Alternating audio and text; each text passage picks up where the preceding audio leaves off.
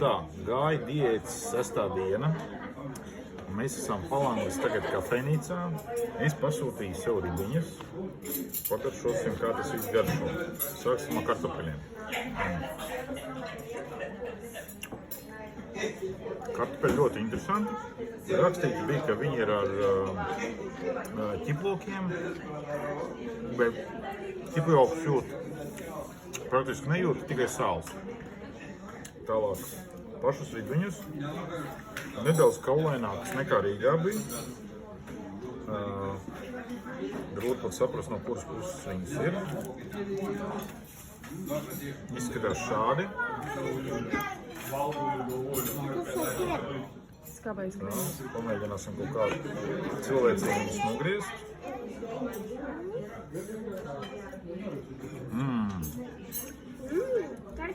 Saldas un ar ļoti spēcīgi izteiktu ķiploku garšu.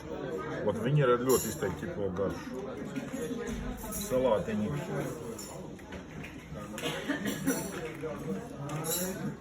Nu tādi. Marinētas biedz. Nu tā. Nesevišķi salāti, nesevišķi atgāja. Gurķis.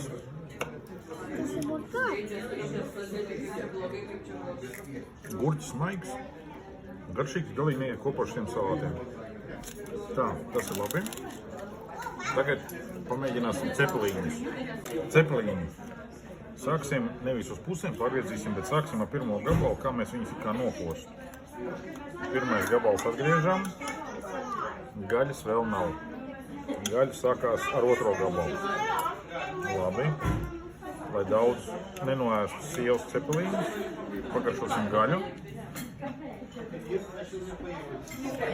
Ļoti maiga un garšīga. Paši cepelīni.